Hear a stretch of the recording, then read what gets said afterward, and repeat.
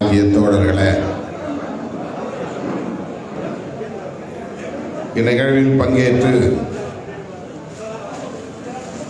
கருத்துரை வழங்கி அமர்ந்திருக்கிற கட்சியின் மண்டல துணை செயலாளர் ராவணசங்கு அவர்களே, மேற்கு சென்னை மாவட்ட செயலாளர் தேவ ஞான முதல்வன் அவர்களே, கட்சியின் தலைமை நிலைய செயலாளர் பாலசிங்கம் அவர்களே, இந்நிகழ்வை வெற்றிகரமாக ஒருங்கிணைத்துக் கொண்டிருக்கிற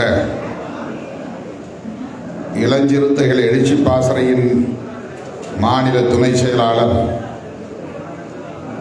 தம்பி லெனின் அன்பரசு அவர்களே மற்றும் இந்த நிகழ்வில் பங்கேற்று இதனை சிறப்பித்துக் கொண்டிருக்கிற இயக்கத்தின் முன்னணி தோழர்கள் மணி அவர்களே,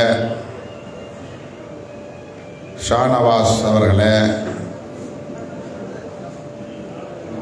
அண்ணன் திராவிடமணி அவர்களே, மோசஸ் அவர்களே, ஏபி இப்ராஹிம் அவர்களே,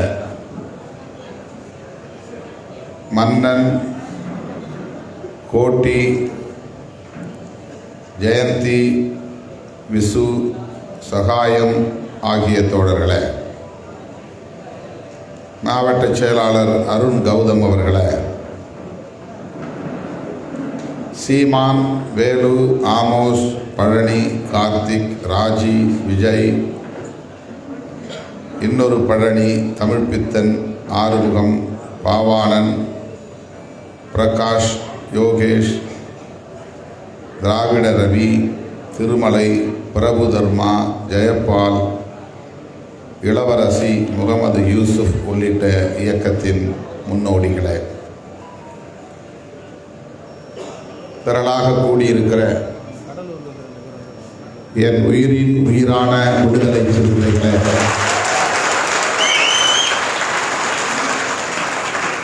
உங்கள் அனைவருக்கும் என்னுடைய பணிவார்ந்த வணக்கத்தை தெரிவித்துக் கொள்கிறேன்.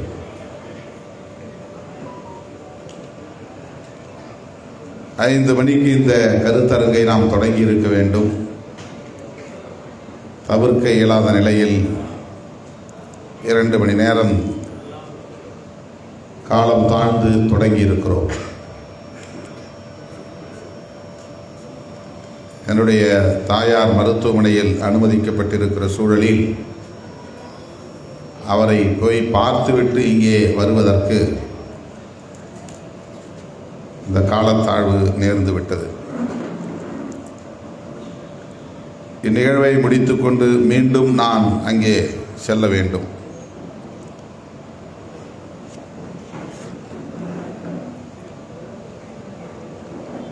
அம்பேத்கர் வாழ்வும் தேசத்தொண்டும் என்கிற பெயரில் இந்த கருத்தரங்கம் ஒருங்கிணைக்கப்பட்டிருக்கிறது. தலைமை தாங்கி உரையாற்றிய அன்பு சகோதரர் பொன் நவராஜ் மகேந்திரகுமார் அவர்கள் அமைப்பாய் திரள்வோம் என்னும் பெயரில்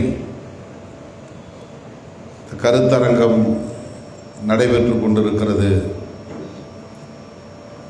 என்று அவர் தன்னுடைய உரையிலே அமைப்பாய் திரள்வோம் நூல் குறித்து உரையாற்றினார். புரட்சியாளர் அம்பேத்கர் அவர்கள் வகுத்தளித்த அரசமைப்பு சட்டம் நடைமுறைக்கு வந்து 75 ஆண்டுகள் நிறைவடைந்து 76வது ஆண்டில் இந்த தேசம் அடியெடுத்து வைத்திருக்கிறது. புரட்சியாளர் அம்பேத்கர் அவர்கள் வகுத்தளித்திருக்கிற அரசமைப்பு சட்டம் நடைமுறைக்கு வந்த நாள்தான் குடியரசு நாள். 1947 ஆகஸ்ட் 15 நாடு சுதந்திரம் பெற்ற நாள். சுதந்திரம் பெற்ற நாள் ஆகஸ்ட் 15, குடியரசு நாள் ஜனவரி 26. நாடு சுதந்திரம் அடைந்ததற்கும் குடியரசாவதற்கும் இடையிலே 2 ஆண்டுகளுக்கு மேல் இடைவெளி இருக்கிறது. இந்த 2 ஆண்டுகளை எப்படி நாம் பார்ப்பது என்றால், இந்த 2 ஆண்டுகள் நாடு சுதந்திரம் அடைந்திருந்தாலும் வெள்ளைக்காரன் ஆட்சி நிர்வாகத்தின் கீழ்தான் இருந்தது. அவர்கள் எழுதிய 1935ஆம் ஆண்டு இந்திய அரசாங்க சட்டம் நடைமுறையில் இருந்தது. Government of India act 1935. இது அவர்களுடைய நாடாளுமன்றத்திலே, பிரிட்டிஷ் நாடாளுமன்றத்திலே இயற்றப்பட்ட சட்டம். அவர்கள் வகுத்தளித்த சட்டம். அந்த சட்டத்தின் அடிப்படையில் தான் 1935 இங்கே ஆட்சி நிர்வாகம் நடைபெற்று கொண்டிருந்தது. 1947 நாட்டுக்கு அவர்கள் விடுதலை தந்து விட்டார்கள் என்றாலும் இந்த நாடு குடியரசு நாடாக மலர்ந்தது 1950 ஜனவரி 26. முழுமையாக பிரிட்டிஷாரின் ஆட்சி நிர்வாகம் என்பது கலைக்கப்பட்டு விட்டது அல்லது வெளியேற்றப்பட்டு விட்டது. ஆகவேதான் இந்த ஸ்டேட், இந்த அரசு, ஸ்டேட் என்பதற்கு மாநிலம் என்றும் பொருள் உண்டு, அரசு என்றும் பொருள் உண்டு. இந்திய அரசு ஒரு சாவரின் ஸ்டேட் என்று சொல்லப்படுகிறது. ஆங்கிலத்திலே சாவரின் என்றால் தமிழிலே இறையாண்மை என்று சொல்லுகிறோம். இறை என்பது அரசை குறிக்கும். இறையாண்மை என்றால் அரசாண்மை என்று பொருள்.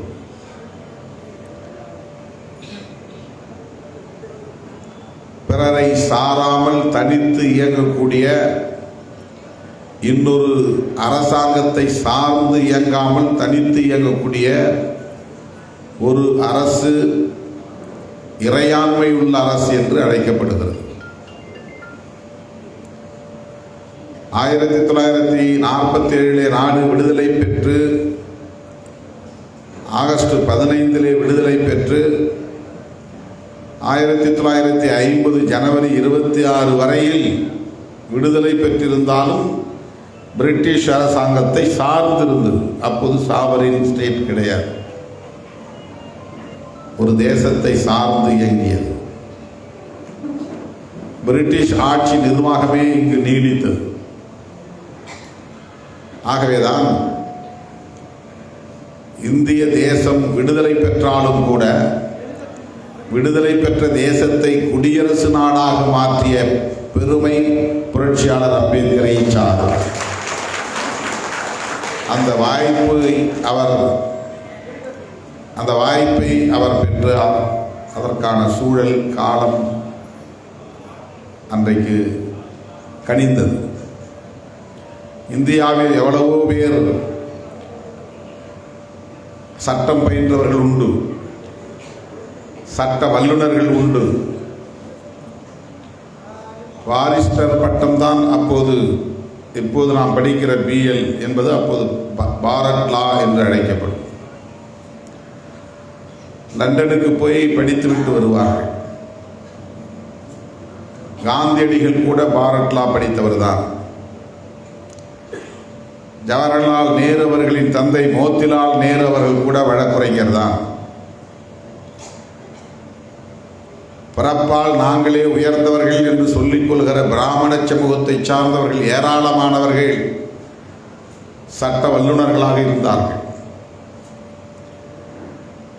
அல்லாடி கிருஷ்ணசாமி ஒரு வழக்குரைஞர் தான். டி கிருஷ்ணசாமி, அல்லாடி கிருஷ்ணசாமி, டி கிருஷ்ணமாச்சாரி, இவர்கள் எல்லாம் சட்டம் பயின்றவர்கள் தான், பிராமண வகுப்பை சார்ந்தவர்கள். அப்படி ஏராளமானவர்கள், பிறப்பால் உயர்ந்தவர்கள், சாதியால் உயர்ந்தவர்கள், கல்வியால் உயர்ந்தவர்கள் என்று சொல்லப்பட்ட யாருக்கும் இந்திய அரசமைப்பு சட்டத்தை எழுதுகிற வாய்ப்பு கிட்டவில்லை.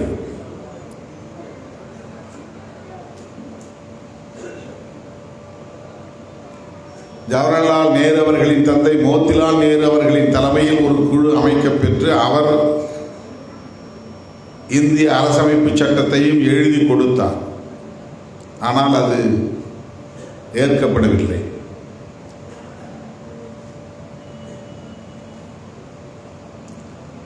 புரட்சியாளர் அம்பேத்கர் அவர்கள் அரசியல் நிர்ணய சபை உறுப்பினராக தேர்ந்தெடுக்கப்பட்டு அந்த அரசியல் நிர்ணய சபையில் ஏராளமான குழுக்கள் உருவாக்கப்பட்டு அதிலே ஒரு குழு தான் டிராப்டிங் கமிட்டி, வரைவு குழு.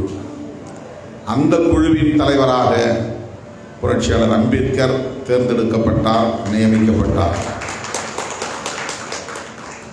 ஜவஹர்லால் நேரு பல குழுக்களுக்கு தலைவராக இருந்தார். கிட்டத்தட்ட 20க்கும் மேற்பட்ட குழுக்கள் உருவாக்கப்பட்டன. ஒவ்வொரு குழுவுக்கும் ஒவ்வொரு தலைவர் உண்டு. அந்த அரசியல் நிர்ணய சபையிலே 20க்கும் மேற்பட்ட குழுக்களில் ஒரு குழுதான் வரைவு குழு. ஒவ்வொரு குழுவும் வெவ்வேறு பிரச்சனைகளை ஆராயும். அது தொடர்பான கருத்துக்களை வரைவு குழுவிடம் ஒப்படைப்பார்கள்.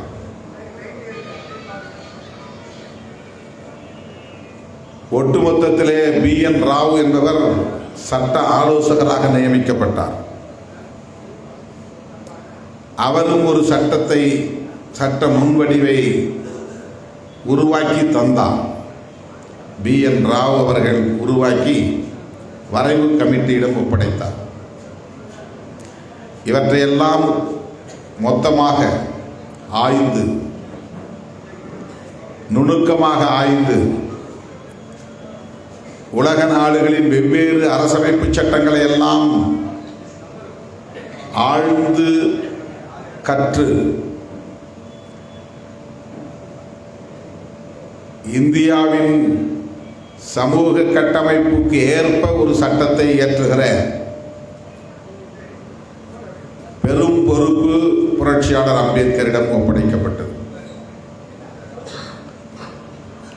அவரோடு சேர்த்து மொத்தம் 7 பேர். அதில் 5 பேர் பிராமணர்கள், ஒருவர் இஸ்லாமியர், புரட்சியாளர் அம்பேத்கர் ஒருவர் தலித். அன்றைக்கு தலித் என்கிற பெயர் கிடையாது, அந்த சொல்லாடல் இல்லை. டிப்ரெஸ்ட் கிளாஸ் என்று தான் அன்றைக்கு அழைக்கப்பட்டார்கள். ஒடுக்கப்பட்ட சமூக பிரிவை சார்ந்தவர்கள், அன்டச்சபிள்ஸ். ஷெட்யூல் காஸ்ட் என்கிற பெயரும் அப்போது கிடையாது. புரட்சியாளர் அம்பேத்கர் ஒருவர் தான் அன்டச்சபிள். ஒரே ஒரு இஸ்லாமியர், மற்ற 5 முற்படுத்தப்பட்ட முன்னேறிய சமூகங்களை சார்ந்தவர்கள், பிராமணர்கள்.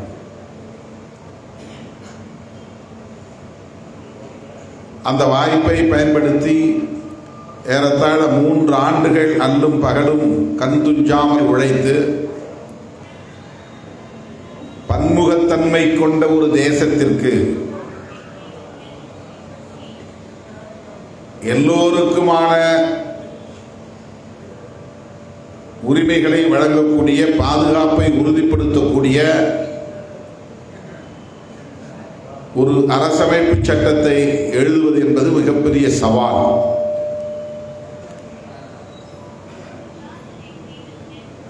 எல்லா நாடுகளிலும் பல சமூகங்களை சார்ந்தவர்கள் இருக்கிறார்கள். அவர்கள் எல்லாம் மிக மிக சொற்பமானவர்கள். இலங்கை ஒரு நாடு, அதில் 2 மதங்களை சார்ந்த மக்கள் தான் பெரும்பான்மையாக இருக்கிறார்கள். சிங்களவர்கள், அவர்கள் புத்திஸ்ட், மதம் என்றால் புத்திஸ்ட். சிங்கள மொழியை தாய்மொழியாக கொண்டவர்கள். தமிழர்கள், அவர்கள் இந்துக்கள், தமிழை தாய்மொழியாக கொண்டவர்கள். இஸ்லாமியர்களும் இருக்கிறார்கள், கிறிஸ்தவர்களும் இருக்கிறார்கள், மிக மிக சொற்பமானவர்கள். ஆனால் இந்தியாவில கணிசமான மக்கள் தொகை கொண்ட பல மதங்களை சார்ந்தவர்கள் இருக்கிறார்கள். கோடிக்கணக்கான மக்கள் தொகை கொண்ட பல மொழி பேசும் தேசிய இனங்கள் இருக்கின்றன.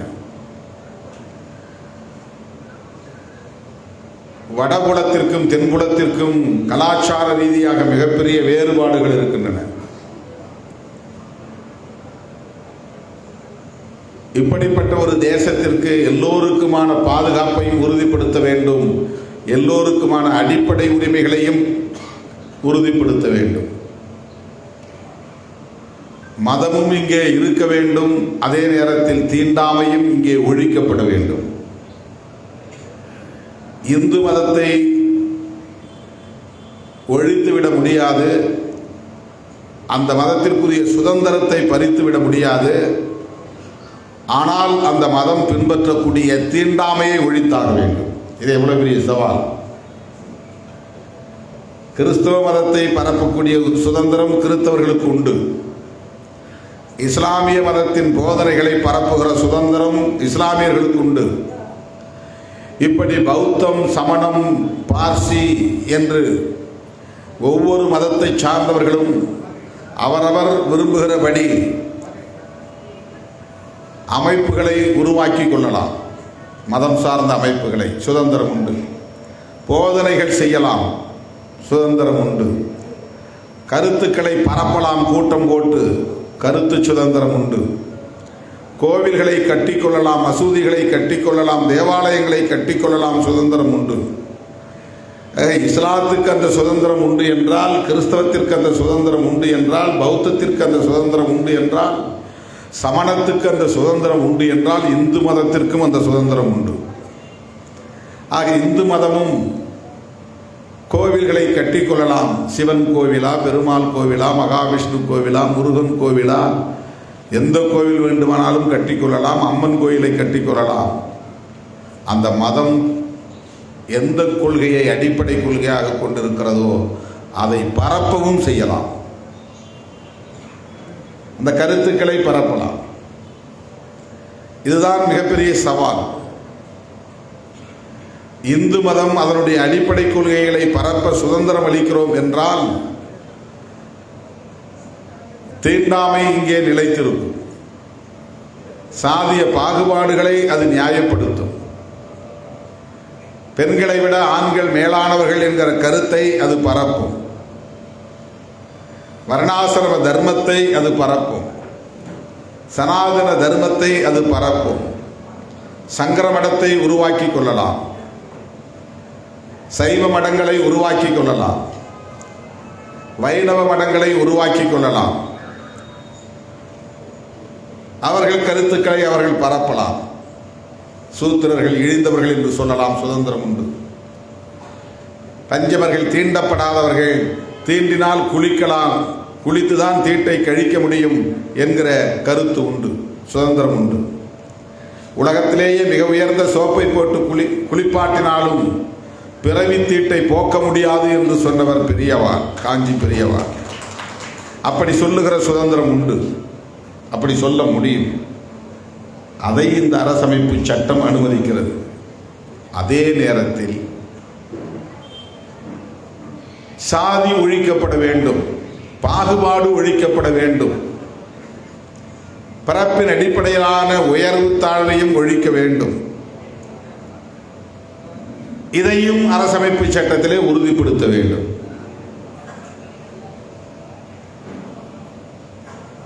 இதனை புரட்சியாளர் அம்பேத்கர் ஒருவரால் மட்டும்தான் கையாள முடியும் என்பதுதான் வரலாறு. ஒரு சாதி இந்து இந்த சட்டத்தை எழுதுகிற வாய்ப்பை பெற்றிருந்தால் சனாதன தர்மத்தின்படி இந்த சட்டம் அமைந்திருக்கும். அந்த வரைவு குழுவின் தலைவராக இந்த 7 பேர் கொண்ட குழுவிலே இருக்கிற யாரோ ஒரு பிராமணர் தலைவராக இருந்திருந்தால், அம்பேத்கர் ஒரு உறுப்பினராக மட்டும் இருந்திருந்தால் 1950 ஜனவரி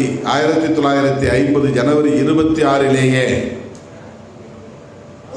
மனுஸ்மிருதி தான் அரசமைப்பு சட்டம் என்று ஆகியிருக்கும். மனு தர்மம் தான் இந்த நாட்டின் அரசமைப்பு சட்டமாக மாறி இருக்கும். அப்படிப்பட்ட ஒரு சட்டமாகத்தான் அதை எழுதியிருப்பார்கள். புரட்சியாளர் அம்பேத்கர் அவர்கள் அந்த வரைவு குழுவின் தலைவராக இருந்ததனால் மதங்களுக்கான சுதந்திரத்தை அனுமதிக்கிற அதே வேளையில் சாதியின் பேரிலான பாகுபாடுகள் கூடாது என்பதையும் இணைத்தார். அதுதான் ஆர்டிகிள் 15, ஆர்டிகிள் 14. அது எல்லோரும் சமம் என்று சொல்லுகிறது. 15 சாதியின் பெயரால், மதத்தின் பெயரால், பாலினத்தின் பெயரால், பாலினம்னா ஆண் பெண், பாலினத்தின் பெயரால் பாகுபாடுகள் கூடாது.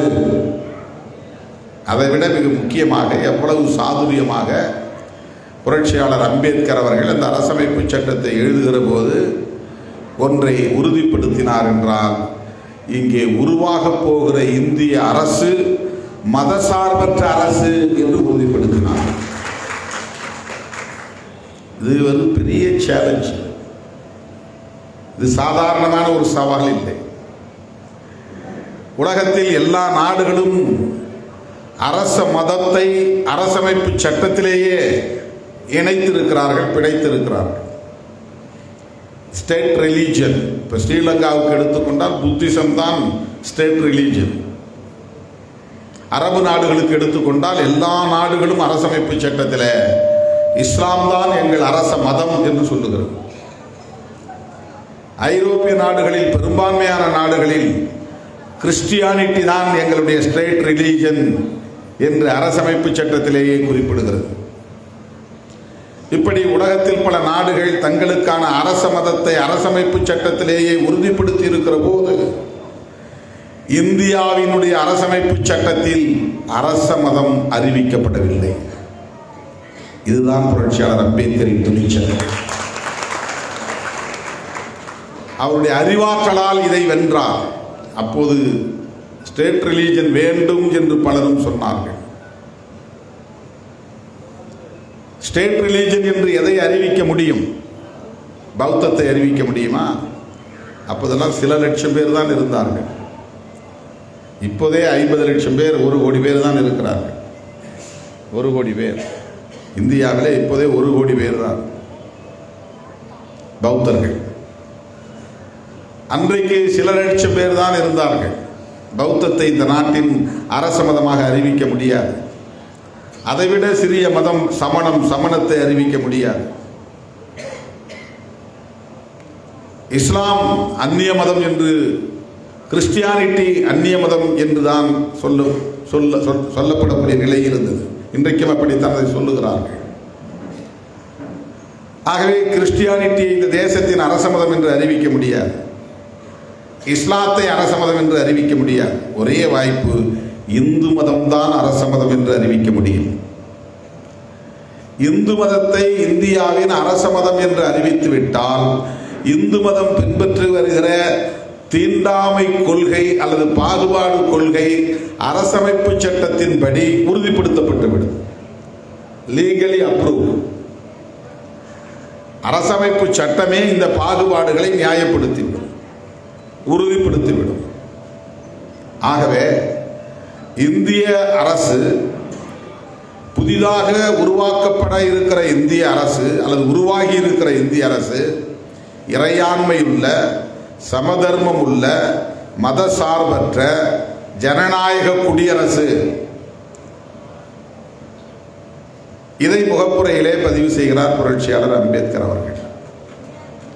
செக்யூலர் என்கிற ஒரு கருத்தின் அடிப்படையில் இந்த அரசை, செக்யூலர் ஸ்டேட், மதசார்பற்ற அரசு, அதை வெளிப்படையாக கூட அவர் அறிவிக்காமல் அதை இம்ப்ளைடு, ஆர்டிக்கிள் 14, ஆர்டிக்கிள் 15 அந்த 4-5 உறுப்புகளும் மதசார்பின்மையைத்தான் வலியுறுத்துகிறது. எனவே இந்திய அரசுக்கு மதசார்பு என்கிற நிலை இருக்கக்கூடாது, ஒரு மதம் சார்ந்த அரசாக இருக்கக்கூடாது என்பதிலே உறுதியாக இருந்தார். ஒரு நல் வாய்ப்பாக அன்றைக்கு பிரதமராக இருந்த ஜவஹர்லால் நேருவுக்கும் அதிலே உடன்பாடு இருந்தது. அதைவிட பெரிய ஆச்சரியம் என்னவென்றால், வியப்பு என்னவென்றால், இந்து மதத்தின் மீது அதீத பற்று கொண்ட, சனாதனத்தின் மீது தீவிர நம்பிக்கை கொண்ட, சாதி இருக்கட்டும் தீண்டாமை மட்டும் ஒழியட்டும் என்று சொல்லக்கூடிய மிக பெரும் ஆளுமையாக விளங்கிய தேசப்பிதா என்று போற்றப்படக்கூடிய காந்தியடிகளுக்கும் மதசார்பின்மையில் உடன்பாடு இருந்தது என்பதுதான் வியப்பிலும் வியப்பு. இந்த அரசுக்கு மதம் சார்ந்த ஒரு அடையாளம் தேவையில்லை என்பதிலே அவரும் உடன்பட்டார். ஜவஹர்லால் நேரு அவர்களும் காந்தியடிகளும் புரட்சியாளர் அம்பேத்கரும் ஒரு புள்ளியில் உடன்பட்டார்கள் என்றால் அந்த புள்ளி செக்யூலரிசம் என்கிற மதசார்பின்மை கோட்பாட்டு புள்ளி.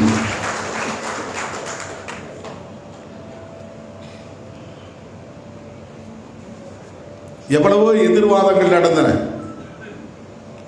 புரட்சியாளர் அம்பேத்கரை கடுமையாக விமர்சித்தார்கள். ஆனால் அவர் தன்னுடைய அறிவாற்றலால், பேச்சாற்றலால், வாத திறமையால் யாவற்றையும் தவிடுபடியாக்கினார். அவர்களெல்லாம் கூனி குறுகி உட்கார வைத்தார். அந்த அளவுக்கு சட்டம் சார்ந்த பேரறிவு அவரிடத்திலே மண்டி இருந்தது, மேலோங்கி இருந்தது. சமூகம் சார்ந்த வரலாற்று அறிவு அவருக்கு மேலோங்கி இருந்தது. ஆதலால் அப்படிப்பட்ட எதிர்ப்புகளையும் விமர்சனங்களையும் அவரால் இலகுவாக எதிர்கொள்ள முடிந்தது. இன்றைக்கு இருக்கிற பிரச்சனையே அதுதான். RSS உருவானதும், அதன் அடிப்படையில் பிஜேபி உருவானதும், அதன் அடிப்படையில் தொடர்ந்து அவர்கள் செயல் திட்டங்களை வரையறுத்து இயங்கிக் கொண்டிருப்பதும் ஒன்றை எதிர்த்துதான். புரட்சியாளர் அம்பேத்கர் எழுதிய அரசமைப்பு சட்டத்தை எதிர்த்துதான். ஆனால் அம்பேத்கர் எழுதிய சட்டத்தை எடுத்து நெற்றியிலே ஒட்டிக்கொள்வார் மோடி. உலகமகா நடிப்பு. அது உண்மை அல்ல. அரசமைப்பு சட்டத்தை வெளிப்படையாக எதிர்க்க மாட்டார்கள். புரட்சியாளர் அம்பேத்கர் அவர்களையும் வெளிப்படையாக எதிர்க்க மாட்டார்கள். இதுதான் ஸ்ட்ராட்டஜி. முதலாக பிரதமர் பொறுப்பில் மோடி அவர்கள் அமர்ந்தபோது, அந்த வாய்ப்பை பெற்றபோது அம்பேத்கரின் காலடியை தொட்டு வணங்கிவிட்டுத்தான் அவர் பதவியேற்றார். அரசமைப்பு சட்டத்தை தொட்டு வணங்கிவிட்டுத்தான் பதவியேற்றார். நான் இந்த இடத்திற்கு வந்ததற்கு அம்பேத்கர் தான் காரணம் என்றும் சொன்னார். ஆனால் உண்மையில் அவர்களின் நேர் எதிரி யார் என்றால் புரட்சியாளர் அம்பேத்கர் வகுத்தளித்திருக்கிற அரசமைப்பு சட்டம்தான். ஏனென்றால் அந்த சட்டம்தான் இந்த தேசத்திற்கான அரச மதம் எது என்று அறிவிக்கவில்லை. அதுதான் தடைக்கல்லாக இருக்கிறது. நான் பல மேடைகளில் பேசி நீங்கள் கேட்டிருக்கக்கூடும், காங்கிரஸோடு என்ன உங்களுக்கு உடன்பாடு? கடுமையாக விமர்சித்த காலம் உண்டு தானே. இன்றைக்கும் விமர்சனம் உண்டு. ஈழத்தமிழர் பிரச்சனைகளை பேசுகிற போது நாம் கடுமையாக காங்கிரஸை விமர்சித்திருக்கிறோம். இன்றைக்கும் அந்த விமர்சனங்கள் அப்படியே இருக்கின்றன, நீடிக்கின்றன. ஆனால் 1976 மிசா சட்டத்தை கொண்டு வந்து இந்த நாட்டில் நெருக்கடி நிலையை அறிவித்த போது இந்திரா காந்தி அம்மையார் ஒன்றை மிக அதிர்ச்சி அளிக்கக்கூடிய ஒரு நடவடிக்கையை அவர் மேற்கொண்டார். என்ன என்றால், அரசமைப்பு சட்டத்தின் பிரியாம்பிள் என்கிற முகப்புரையிலே ஒரு அமெண்ட்மெண்ட், ஒரு திருத்தத்தை கொண்டு வருகிறார். கொண்டு வந்து புரட்சியாளர் அம்பேத்கர் அவர்கள் எது தேவையில்லை என்று சொன்னாரோ அது தேவைப்படுகிறது, வேறு வழி இல்லை என்று அந்த அரசமைப்பு சட்டத்தின் பிரியாம்பிள் என்கிற முகப்புரையில இந்த யூனியன் கவர்மெண்ட் எப்படிப்பட்டது என்கிற டெஃபினிஷன் அதை டிஃபைன் பண்ற இடத்துல இந்த இரண்டு சொற்களை இணைக்கிறார், சோசலிஸ்ட் செக்குலர் என்கிற சொற்களை அதை உறுதிப்படுத்துகிறார். செக்குலர் என்கிற சொல்லை இணைத்தவர் இந்திரா காந்தி அம்மையார். செக்குலரிசம் என்கிற கோட்பாட்டில் உறுதியாக இருந்தவர் புரட்சியாளர் அம்பேத்கர். அம்பேத்கர் எதை விரும்பினாரோ அதை மறு உறுதி செய்தவர் இந்திரா காந்தி அம்மையார் 1976 விசா காலத்தில். அந்த இரண்டு சொற்களையும் நீக்க வேண்டும் என்று பாரதிய ஜனதா கட்சியை சார்ந்த சுப்பிரமணிய சுவாமி உச்ச நீதிமன்றத்திலே வழக்கே போட்டிருக்கிறார். அதை நீக்கினாதான் ஸ்டேட் ரிலிஜன் அறிவிக்க முடியும்.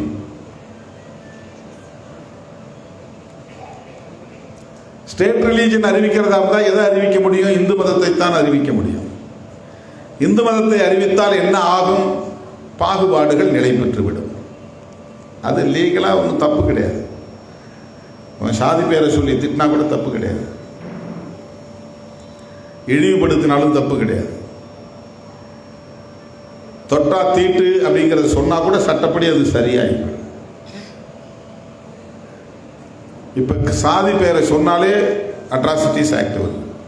இந்த அட்ராசிட்டிஸ் ஆக்ட் எங்கிருந்து வந்துச்சு? Prevention of atrocities act article 14, article 15 அந்த சீரீஸ். மதத்தின் பெயரால் சாதியின் பெயரால் பாகுபாடு கூடாது, யாரையும் துன்புறுத்தக்கூடாது. ஆனால் இங்கே துன்புறுத்துகிறார்கள். ஏனென்றால் இன்னும் சனாதனமே கோலோச்சி கொண்டிருக்கிறது, மனு தர்மமே சமூக தளத்தில் இயங்கிக் கொண்டிருக்கிறது. சாதி விட்டு சாதி திருமணம் செய்யக்கூடாது அரசமைப்பு சட்டம் சொல்லவில்லை, வேறு எந்த சட்டமும் சொல்லவில்லை. ஆனால் இது நடைமுறையில் இருக்கிறது. எதனால்? சனாதன தர்மம் இன்னும் நடைமுறையில் இருக்கிறது. அதனால் சாதி விட்டு சாதி திருமணம் செய்யக்கூடாது. சாதி விட்டு சாதி திருமணம் செய்தால், மதம் விட்டு மதம் திருமணம் செய்தால் கொலை செய்யலாம், ஹானர் கில்லிங், கொலை செய்யலாம் என்று அரசமைப்பு சட்டம் சொல்லவில்லை. அல்லது இந்த ஸ்பெஷல் ஆக்ட் தனி சட்டங்கள் சொல்லவில்லை, பர்சனல் லாஸ், இந்து மக்களுக்கென்று இருக்கிற தனி சட்டங்கள் சொல்லவில்லை. சட்டத்தில் அது இல்லாத போது நடைமுறையில் அது எப்படி இருக்கிறது? நடைமுறையில் ஏன் இருக்கிறது என்றால் இன்னும் நடைமுறையில் சனாதன தர்மமே இருக்கிறது. ஒவ்வொரு இந்துவின் உள்ளத்திலும் அந்த சனாதன தர்ம உளவியல் தான் ஆழ படிந்திருக்கிறது. ஆணவ கொலைகள் செய்வதற்கு அதுதான் காரணம். எஸ்சி நான் எஸ்சி என்கிற பொருளில் அல்ல, தலித் அல்லாதவர் என்கிற பாகுபாடு அல்ல. ஓபிசி சமூகத்துக்குள்ளேயே ஒரு சாதி இன்னொரு சாதிக்குள்ளே திருமணம் செய்ய மாட்டார்கள். எண்டோகமி என்பது அகமண முறை. அகமண முறைதான் சட்டபூர்வமானது என்று அரசமைப்பு சட்டமும் சொல்லவில்லை, வேறு எந்த தனி சட்டங்களும் சொல்லவில்லை. ஆனால் அகமண முறைதான் இங்கே நடைமுறையில் இருக்கிறது. ஏனென்றால் இன்னும் சனாதன தர்மம் தான் நடைமுறையில் இருக்கிறது. அரசமைப்பு சட்டம் 75 ஆண்டுகள் ஆனாலும் கூட இங்கே சமூக தளத்திலும் கலாச்சார தளத்திலும், அதாவது பண்பாட்டு தளத்திலும் நடைமுறையில் இருக்கிற சட்டம் எதுவென்றால் மனு தர்ம சட்டம் தான், சனாதன தர்ம சட்டம் தான். அந்த மனு தர்மம் மன்னர்களால் அன்றைக்கு ஏற்கப்பட்டு நடைமுறைக்கு வந்தது. நாமெல்லாம் பெருமையோடு சொல்லுகிறோமே, சேர சோழ பாண்டிய மன்னர்கள், அவர்களெல்லாம் நடைமுறைப்படுத்திய சட்டம் தான் சனாதன தர்மம். எப்படி அவர்களை நாம் கொண்டாட முடியும்? அவர்களெல்லாம் அதை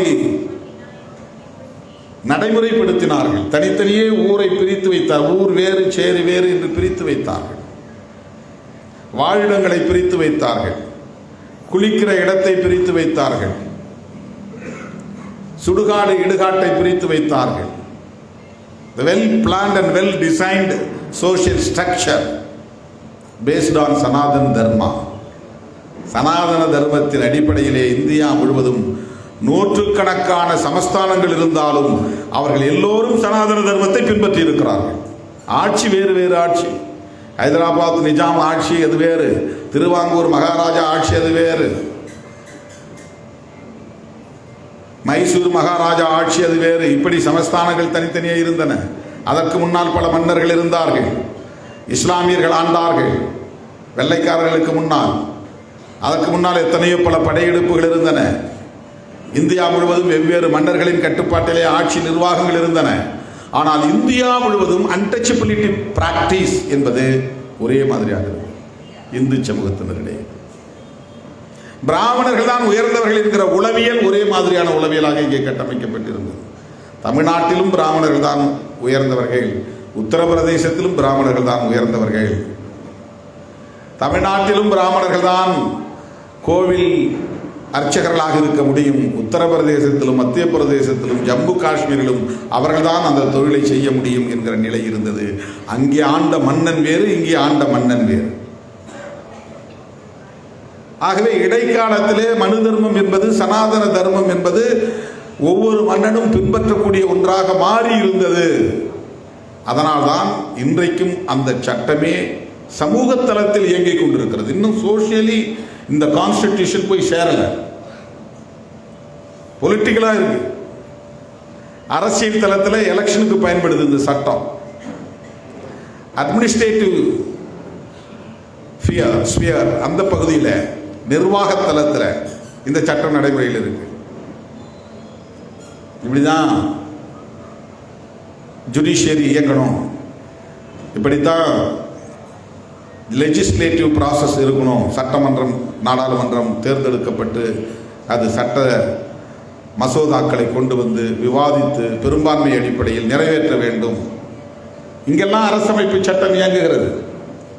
காவல்துறை இப்படித்தான் இயங்க வேண்டும், ஊராட்சி இப்படித்தான் இயங்க வேண்டும், நகராட்சி இப்படித்தான் இயங்க வேண்டும். ஆட்சி நிர்வாக முறையிலே அரசமைப்பு சட்டம் நடைமுறையிலே இருக்கிறது. ஆனால் குடும்ப வாழ்க்கையில், சமூக வாழ்க்கையில், அந்த பண்பாட்டு தலங்களில் இன்னும் இன்னும் சனாதனமே ஆட்சி செய்கிறது, கோலோச்சுகிறது.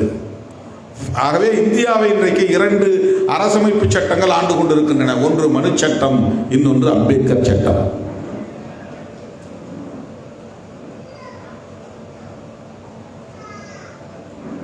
இந்த அரசமைப்பு சட்டத்தின்படி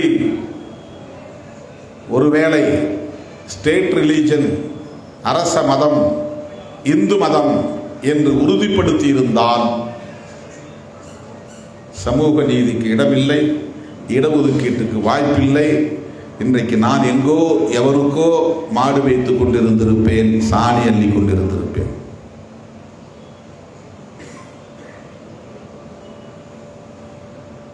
ஆயுதம் ஏந்தாமல், படை கட்டாமல், ரத்தம் சிந்தாமல் ஆயிரக்கணக்கான தலைமுறைகளாக நீடித்த ஒரு சமூக கட்டமைப்பை அடியோடு புரட்டி போடக்கூடிய ஆற்றல் புரட்சியாளர் அம்பேத்கரின் அறிவாளர்.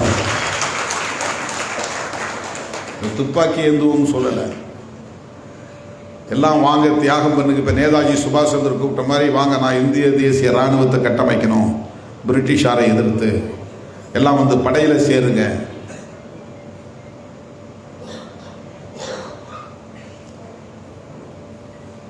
ஆயுதம் ஏந்துவோம் என்று புரட்சியாளர் அம்பேத்கர் எந்த இடத்திலும் சொல்லவில்லை. ஆனால் அந்த ஒற்றை மனிதர் ஆயிரக்கணக்கான ஆண்டுகளாக இந்த மண்ணில் நீடித்திருக்கக்கூடிய இந்த பாகுபாடுகளை அடியோடு புரட்டி போடக்கூடிய அளவுக்கு மிகப்பெரிய ஒரு சமூக புரட்சியை தன்னுடைய அறிவாண்மையின் மூலம் நிகழ்த்தி காட்டினார். அதற்கான சான்றுதான் அவர் எழுதிய அரசமைப்பு சட்டம். அந்த அரசமைப்பு சட்டம் தான் இந்த சமூக புரட்சிக்கான ஆயுத கிடங்கு. ஆயுதம் எங்கே இருக்கிறது என்றால் அரசமைப்பு சட்டத்துக்குள்ளே இருக்கிறது. ஆகவே இந்த சட்டத்தை தூக்கி எறிந்து விட வேண்டும், அது முடியாது அவர்களால். ஏனென்றால் இந்தியா முழுவதும் 30 கோடிக்கு மேலான மக்கள் இந்த ஒடுக்கப்பட்ட மக்களாக இருக்கிறார்கள். புரட்சியாளர் அம்பேத்கரை குலதெய்வமாக ஏற்றுக்கொண்டிருக்கிற மக்களாக இருக்கிறார்கள். இவர்களை வெளிப்படையாக பகைத்துக் கொண்டால் இந்த நாடாளுமன்ற ஜனநாயக முறையில் ஆட்சிக்கு வர முடியாது. பெரியாரை எதிர்த்தால் பெரிய சேதம் அவர்களுக்கு இல்லை.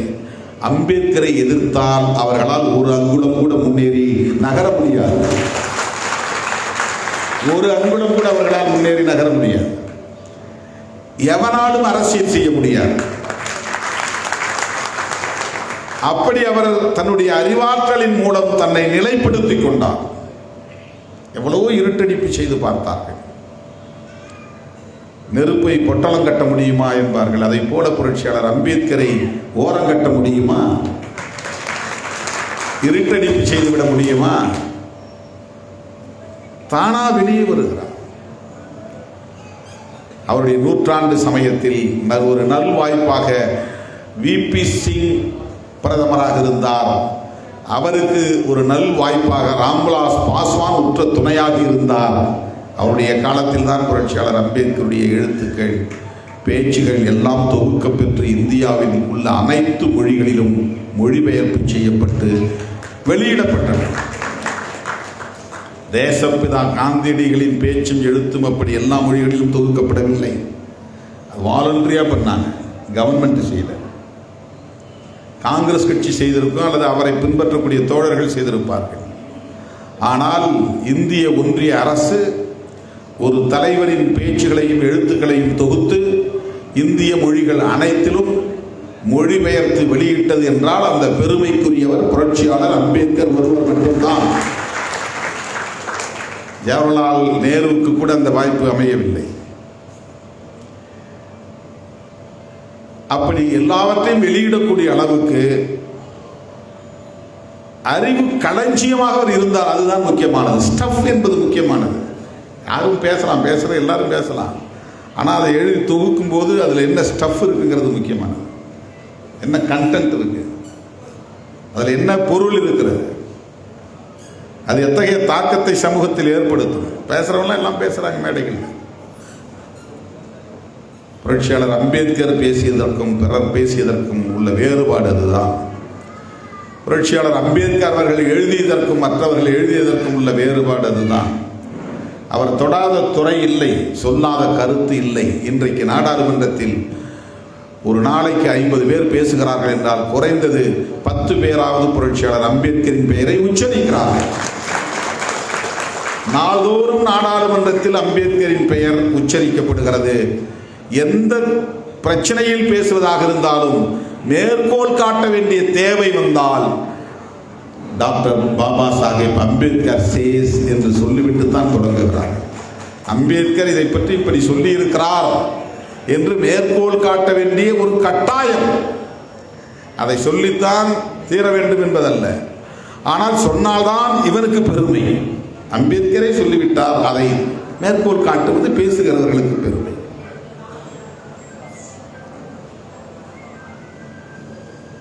அப்படிப்பட்ட ஒரு மகத்தான தலைவர் புரட்சியாளர் அம்பேத்கர் அவர்கள் இந்த தேசத்தை குடியரசாக்குவதற்கான அரசமைப்பு சட்டத்தை யாத்து அளித்தார்.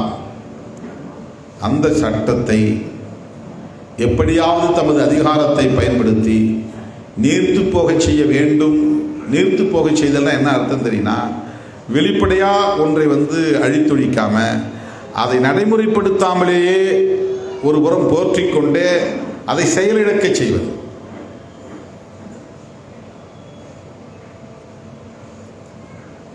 முன்னேறிய சாதியில் பொருளாதாரத்தில் நலிவடைந்த பிரிவினருக்கு 10% இடஒதுக்கீடு கொண்டு வந்து சட்டம் இயற்றியது அம்பேத்கர் எழுதிய அரசமைப்பு சட்டத்தை டைலூட் செய்கிற வேலை, நீர்த்து போக செய்தல். அதான் நீர்த்து போக செய்தல். எக்கனாமிக்கல் பேஸ்ட் ரிசர்வேஷன் கூடாது என்பதுதான் சமூக நீதி கோட்பாட்டின் அடிப்படை. Social justice. இடஒதுக்கீடு கொடுப்பது அதற்கான அளவுகோல் என்று வரையறுக்கிற போது பொருளாதாரத்தை ஒரு அளவுகோலாக கொள்ளக்கூடாது. இது விவாதிக்கப்பட்டது. ஜவஹர்லால் நேரு பிரதமராக இருந்த காலத்தில் அதற்கு முன்னதாக அரசியல் நிர்ணய சபையில் இவையெல்லாம் விவாதிக்கப்பட்டிருக்கின்றன. ஆனால் இவர்கள் ஆட்சிக்கு பொருளாதாரத்தில் நலிவடைந்தவர்களுக்கும் நாங்கள் இடஒதுக்கீடு கொடுப்போம், பொருளாதாரத்தை ஒரு அளவுகோலாக கொண்டு வருவோம், அம்பேத்கர் சொல்லுகிற சமூக நீதியில் பொருளாதாரம் ஒரு அளவுகோலாக இல்லை, நாங்கள் பொருளாதாரத்தை ஒரு அளவுகோலாக கொண்டு வருவோம் என்று அந்த சட்டத்தின் உண்மையான வீரியத்தை நீர்த்து போக செய்தார்கள். எதிர்க்க முடியவில்லை, தடுக்க முடியவில்லை.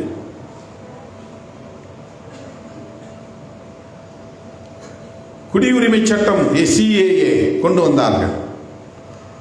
மதத்தின் பெயரால் பாகுபாடு காட்டக்கூடாது என்று அரசமைப்பு சட்டம் சொல்லுகிறது.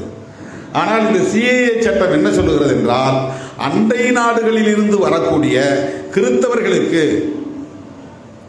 ஏற்கனவே வந்திருக்கிற கிறித்தவர்களுக்கு, இனி வரப்போகிற கிறித்தவர்களுக்கு குடியுரிமை தருவோம், பௌத்தர்களுக்கு தருவோம், இஸ்லாமியர்களுக்கு மட்டும் இல்லை, இந்துக்களுக்கு உண்டு. இஸ்லாமியர்களுக்கு மட்டும் இல்லை, அண்டை மாநிலங்களிலிருந்து வரக்கூடிய இஸ்லாமியர்களுக்கு குடியுரிமை தரமாட்டோம். இது மதத்தின் பெயரால் பாகுபாடு காட்டுவது. அரசமைப்பு சட்டம் மதத்தின் பெயரால் பாகுபாடு காட்டக்கூடாது என்கிறது. ஆனால் நாங்கள் காட்டுவோம் என்று சட்டம் கொண்டு வந்திருக்கிறார்கள். இதுதான் அரசமைப்பு சட்டத்தை நீர்த்து போக செய்தது. எப்படி டைலூட் பண்றாங்க? டைலூஷன் ஆஃப் த கான்ஸ்டிடியூஷன், நிறுத்து போக செய்தது. ஆர்டிகிள் 370 என்பது நீண்ட நெடிய விவாதங்களுக்கு பிறகுதான் ஒரு ஒப்பந்தத்தின் அடிப்படையில் ஜம்மு காஷ்மீர் என்பது இந்தியாவோடு இருக்கிற நிலப்பரப்பாக இருந்தாலும் அவர்களுக்கு ஒரு தனி உரிமை இருக்கிறது, சிறப்புரிமை இருக்கிறது. அவர்களுக்கான சட்டமன்றமே அவர்களுக்கான பாராளுமன்றம் போல. இந்த அரசமைப்பு சட்டம் அவர்களுக்கு பொருந்தாது. அந்த நிலப்பரப்புக்குள் இதர பகுதிகளில் இருந்து யாரும் போய் குடியேறக்கூடாது. அந்த நிலப்பரப்புக்குள் இதர இந்திய பகுதிகளில் இருந்து யாரும் போய் நிலத்தை வாங்கக்கூடாது, வாங்க முடியாது. இதுவெல்லாம் சிறப்புரிமை. இந்த சிறப்புரிமைக்கு நாம் ஒத்துக்கொண்டதால் தான் ஜம்மு காஷ்மீர் நம்மோடு இணைந்தது. இல்லை என்றால் அது பாகிஸ்தானோடு போயிருக்கும். ஆனால் இவர்கள் அது எப்படி, நாங்கள் எல்லாம் செலவு பண்ணுவோம், இங்கேருந்து பட்ஜெட்டில் போட்டு உனக்கு கோடிக்கணக்கான ரூபாய் கொடுப்போம், நீ தனி சிறப்புரிமையோடு இருப்பியா, நாங்கள் வந்து அங்கே இடம் வாங்க முடியாதா? அம்பானி அதானிக்கு அங்கே ஒரு கெஸ்ட் ஹவுஸ் வேணும், அவன் அங்கே வந்து போய் இண்டஸ்ட்ரியை தொடங்கணும், நிலத்தை வாங்காமல் எப்படி போய் தொடங்க முடியும்? அங்கே கனிம வளங்கள் இருக்கு. உலகத்தில் பூ உலகின் சொர்க்கம் என்று சொல்லப்படக்கூடிய ஜம்மு காஷ்மீர் பகுதியில் எங்களுக்கு நிலத்தை வாங்குகிற உரிமை இல்லையா என்ற கேள்வியை எழுப்பி ஆர்டிகிள் 370 ரிப்பீல்டு, அதை நீக்கிட்டாங்க. இது அரசமைப்பு சட்டத்தை நீர்த்து போக செய்கிற வேலை. இப்படி படிப்படியாக அவர்கள் செய்து கொண்டே ஒரு காலத்தில் இந்த சட்டம் செல்லாது, தேவையில்லை என்று சொல்லுகிற நிலை வந்துவிடும்.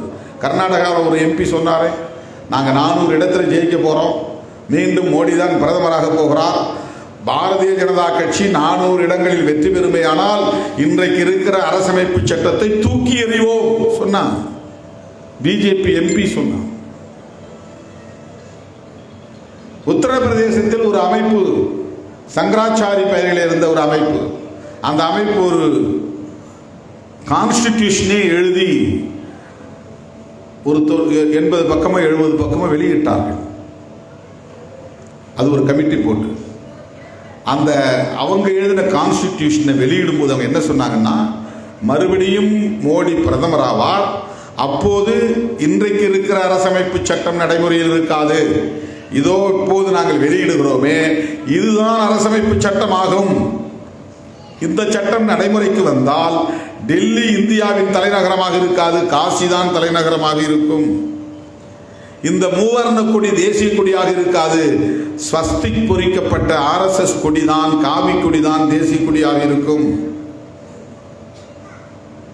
இன்றைக்கு இருக்கிற டெமோக்ராட்டிக் சிஸ்டம் ஆட்சி நிர்வாகமாக இருக்காது, வர்ணாசிரம தர்ம முறைதான் ஆட்சி நிர்வாகத்தில் இருக்கும். இங்கே இருக்கிற இஸ்லாமியர்கள் வாழலாம், தொழில் செய்யலாம், ஓட்டு போட முடியாது. அவர்கள் எழுதிய அரசமைப்பு சட்டம். மோடி உள்ளபடியே 400 இடங்களில் வெற்றி பெற்றிருந்தால், பாரதிய ஜனதா கட்சி 400 இடங்களில் வெற்றி பெற்றிருந்தால் யாரையும் கேட்க மாட்டார்கள், ஒரே நாளில் சட்ட மசோதாவை கொண்டு வந்திருப்பார்கள். கான்ஸ்டிடியூஷனை நாங்கள் தூக்கி எறிகிறோம், புதிய கான்ஸ்டிடியூஷனை உருவாக்கப் போகிறோம். வாஜ்பாய் முதலாக பாரதிய ஜனதா ஆட்சிக்கு வந்து வாஜ்பாய் பிரதமரான உடனேயே அவர் செய்த முதல் வேலை, இந்த கான்ஸ்டிடியூஷனை நாங்கள் மீளாய்வு செய்ய போகிறோம். வெங்கடாச்சலையா கமிஷன் ஒரு கமிஷன் போட்டார். நாட்டில் எவ்வளவோ பிரச்சனைகள் இருக்கு, இந்த கான்ஸ்டிடியூஷனை நாங்கள் ரிவ்யூ பண்ண போகிறோம். ஏன் பிஜேபி எதிர்க்கிறோங்கிறதுக்கு இப்போ உங்களுக்கு புரியுதா? உண்மையான அம்பேத்கரின் பிள்ளை என்பதனால் அதை எதிர்க்கிறோம். அந்த கொள்கை வாரிசு என்பதனால் இது வேற ஒன்றும் நமக்கு தனிப்பட்ட முறை கிடையாது. அந்த பிஜேபிக்கு துணை போகிறவர்கள் யார் யார் அவர்களை நாம் அடையாளம் காண வேண்டியிருக்கிறது. நட்டம் எங்களுக்கா இருந்தாலும் நாட்டுக்கு இருக்கக்கூடாது என்பதால் தான் தேர்தல் முடிவுகளில் இப்படி நாங்கள் எடுக்கிறோம். ஏன் 4 சீட்டு 6 சீட்டுன்னு கிண்டல் பண்ணுறான். எனக்கு 6 8 பிரச்சனை இல்லை. நான் 6 வந்து 8 ஆக்கிட்டா ஆட்சி பிடிக்கிற போகிறதில்லை, அல்லது 6 இடத்தை 10 இடமா வாங்கினாலும் நான் ஆட்சி பிடிக்க போகிறதில்லை. இந்த 4 இடத்தை கூடுதலாக வாங்கிறதுக்கு நான் வந்து தேசத்துக்கு துரோகம் செய்துவிடக்கூடாது, அம்பேத்கரின் கொள்கைக்கு துரோகம் செய்துவிடக்கூடாது, சனாதன சக்திகளை வலிமைப்படுத்துவதற்கு நான் இடம் கொடுத்து விடக்கூடாது. பெரியாரை பழிக்கிறவர்கள் சனாதன சக்திகளுக்கு இடம் கொடுக்கிறார்கள். பெரியாரை பழிக்கிறவர்கள் அடுத்து அம்பேத்கரை பழிப்பார்கள். பெரியாரும் அம்பேத்கரும் ஒரு திசை வழியில் பயணித்தவர்கள், ஒரு இலக்கை நோக்கி பயணித்தவர்கள், ஒரே களத்தில் போராடியவர்கள், பார்ப்பனிய மேலாதிக்கத்தை எதிர்த்து போராடியவர்கள். அதுதான் முக்கியமானது. வர்ணாசிரம தர்மத்தை எதிர்த்து போராடியவர்கள், சாதிய பாகுபாடுகளை நிர்மூலமாக்க வேண்டும் என்று போராடியவர்கள். அப்படிப்பட்ட 2 மாமனிதர்களில் ஒருவரை உயர்த்தியும் ஒருவரை தாழ்த்தியும் பேசுகிறார்கள் என்றால் இதுவெல்லாம் சனாதன கும்பல் வகுத்து தந்த அஜெண்டா, செயல் திட்டம். இப்படி பேசு. திமுக எதிர்ப்பு என்பது வேறு, திராவிட எதிர்ப்பு என்பது வேறு. திராவிடம் என்கிற சொல்லை முதலில் பயன்படுத்தியவர் பண்டிதர் அயோத்திதாசர். அரசியல் களத்தில், சமூக தளத்தில் இங்கு அறிமுகப்படுத்தியவர் பண்டிதர் அயோத்திதாசர். இவங்கெல்லாம் பெரியார் பயன்படுத்தினார் என்று பெரியாருக்கு எதிராக பார்ப்பனர்கள் பேசுகிறார்கள். அதை பின்பற்றி இன்றைக்கு பலரும் பேசுகிறார்கள். 1925 வரையில் காங்கிரஸில் இருந்தவர் பெரியார்.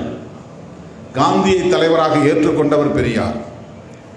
அப்போது அங்கே நிலவிய இந்த பாகுபாடுகளை கண்டு குமுறிதான் அவர் வெளியே வருகிறார். சாதியை ஒழிக்க வேண்டும் என்பதுதான் அவருடைய ஒரே நோக்கம். சாதியை ஒழிக்க வேண்டுமானால் அந்த சாதியை பரப்புகிற, சாதியை கட்டி காப்பாற்றுகிற கோட்பாட்டை ஒழிக்க வேண்டும். அந்த கோட்பாடு எது? அதுதான் வர்ணாசிரம தர்மம். வர்ணாசிரம தர்மத்தை ஒழிக்க வேண்டும். வர்ணாசிரம தர்மத்தை யார் இங்கே கட்டி காப்பாற்றி பாதுகாத்துக் கொண்டிருக்கிறார்கள்? இந்திய அளவில் பிராமணர்கள் தான். ஆகவே பிராமணர்களை எதிர்க்க வேண்டும். இப்படித்தான் அம்பேத்கர் பெரியாருடைய பரிணாமம் வளர்கிறது.